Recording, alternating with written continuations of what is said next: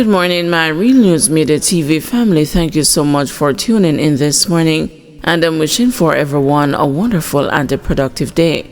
And in the news this morning, Kingston man charged with a fraudulent conversion. 46-year-old store manager Dave Walters of Vineyard Town, Kingston 3, has been charged with a fraudulent conversion in relation to the importation of a motor vehicle on a woman's behalf. The Elletson Road police say the woman contacted Walters, whom she knew before and who imports and sells motor vehicles. She reportedly made payments directly to a Japanese car dealer, and Walters agreed to clear the vehicle at the customs upon its arrival in Jamaica. The police say the woman transferred $450,000 to Walters' bank account to clear the vehicle. However, it was not done and the money was not returned. A report was made and an investigation launched. Walters was subsequently charged on August 5. His court date is being finalized. Road safety expert renews a call for caution. Vice Chairman of the National Road Safety Council, Dr. Lucien Jones, has underscored the need for people to pay attention when using the nation's roads after a young boy was struck from his bicycle in Prospect, Manchester on Tuesday, leaving his relatives devastated. The road is a very dangerous place, and so far 234 have died. We don't want this kind of carnage to continue on our roads, and most of them are preventable. Certainly in this instance, the child should never have died, Dr. Jones told the news on Wednesday. He was responding to a crash which claimed the life of Malik Barnes. Police reported Malik's age as 12, but family members say he was 11 years old and attended Bull Savannah Primary School. According to the police report, about 3:20 p.m. on Tuesday, Malik was riding a bicycle from the right side of the road to the left when he crossed the path of a Toyota Hiace and was struck from the bicycle. He was taken to hospital by the driver of the Hiace, where he was pronounced dead. The driver, who was questioned by the police up to late Tuesday, was released after CCTV footage appeared to show that Malik rode the bicycle from behind a parked truck into the path of the Hiace. Dr. Jones expressed a concern after watching the footage on Wednesday morning. It would appear as if, based on the video which I saw, that we need to reinforce the message to all road users, young and old, riding bicycles or riding motorcycles, or pedestrians walking on the road, that when you are going to cross the road, you have to be very careful, said Dr. Jones. You have to look left, you have to look right, you have to look left again a second time before you cross the road. It would appear, based on the video, that this kind of message was not firmly implanted in the mind of this young man, added Dr. Jones. He said while there may have been other factors, it appears as if the child was crossing the road a bit recklessly. We are not sure why he was riding without any kind of supervision at that age, riding on a busy road, and why he chose to cross the road in this manner, said Dr. Jones. Of course, the other issue is whether or not the driver who hit him was speeding. We can't say based on the video. The police will have to determine that, he added. Dr. Jones is urging motorists to slow down in order to increase the chances of survival in the event of a crash. The faster you drive, the more likely you will hit a pedestrian or motorcyclist or someone riding a bicycle. It is more likely that that person will die. We know the data very clearly. If you hit someone above 30 kilometers per hour, then the chances of survival for that person is very minimal, he said. We need to drive in built-up areas at 30 kilometers or less in order to stabilize. This is a terrible message and reality on our Independence Day, when we should be celebrating life. We are mourning death. We don't have to if we do the right thing, added Dr. Jones. Statistics from the police show that 234 fatalities have been recorded on the nation's roads up to 6 a.m. on Wednesday, compared to 233 for the corresponding period last year.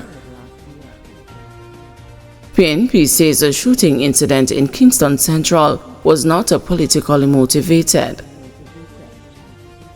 The People's National Party says it has a credible intelligence that the incident in which Member of Parliament for Kingston Central, Donovan Williams, and the members of his campaign team reportedly came under gunfire arose from ongoing gang conflict within the community rather than political targeting.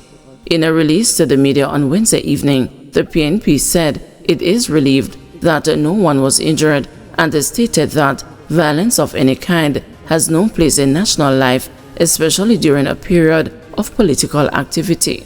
PNP General Secretary Dr. Dayton Campbell stated, "We reject any attempt to falsely frame this incident as a politically targeted attack.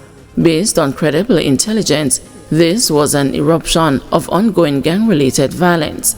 We call on the authorities to act swiftly to restore calm, ensure justice, and provide the affected communities with real interventions." He said that the PNP remains fully committed to the conduct of a free, fair, and a safe election. All Jamaicans deserve the right to participate in the democratic process without fear or intimidation, he said. Campbell added that the party continues to call for greater investment in long-term strategies to address the violence in inner-city communities. Restoring order and security requires a coordinated action from law enforcement, social agencies, and the community leaders, he stated. "We must stop playing politics with the people's lives," Campbell continued. "This country needs a leadership that will face the truth and fix the problems, not spin narratives for headlines." Staff livid over delay of payment in lieu of pension. Several senior staff members on contract at the Financial Services Commission are restive over the entity's failure to pay millions of dollars in gratuity, some due from last year. The livid staff members are now appealing to members of the board of the FSC, in particular its chairman, Bank of Jamaica Governor Richard Biles, as they seek an explanation as to why the gratuity has not been paid and when the money they are contractually entitled to will hit their accounts.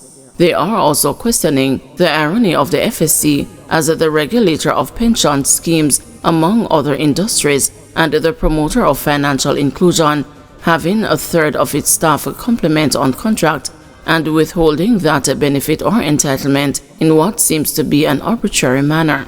Under the guidelines established by the Ministry of Finance and Public Service, gratuity for local contractor officers is payable up to a maximum rate of 25% on basic salary earned for a contracted period or not less than 2 years in the first instance.